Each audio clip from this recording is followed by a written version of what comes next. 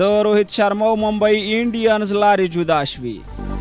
سلام د NS میډیا درنو مینوالو ستړي مشئ.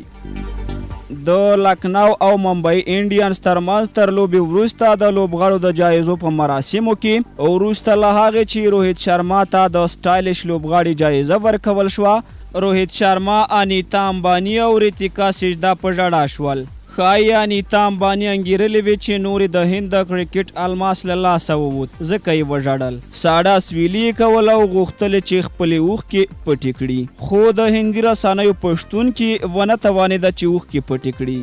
د مکیش امبانی میرمنې او د ممبئی انډینز لوبډلې مالکه انیتا امبانی لویه تېروتنه هغه وخت وکړه چې د روهیت شرما سره یې د کوچنۍ ستونزې له راپورته کېدو وروسته هاردیک پانډیا باندې باور وکړ او د خپلې لوبډل مشر یې وټاکه. هاردیک پانډیا د امبانی د دوهم زوی انانات امبانی نږدې ملګری دی او ښایي مور یې انیتا امبانی هغه د خپل زوی د خوښۍ لپاره لوبډل مشر کړی وي. په دې کوچنۍ تېروتنې سره د ممبئی کورنۍ دوه داسې زیانونه ولیدل چې ښایي بیا ځلې راتګې کلونه وخت ونیسي. ممبئی روان کال د وروستي مقام د ترلاسه کولو سربیره یو داسې الماس هم له لاسه ورکړ چې 15 ځله یې دغه لوبډله تر اتلولۍ رسولې او له یو ځل پرته یې په تېرو 10 کلونو کې هر ځل پلای اپ پړاو ته رسولې.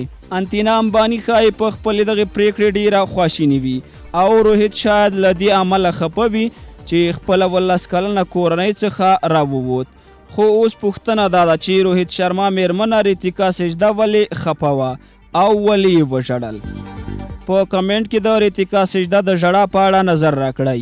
ویډیو له خپلو نورو ملګرو سره هم شیر کړئ او زموږ چینل در سره سبسکرایب کړئ. تر بیا ښې چارې.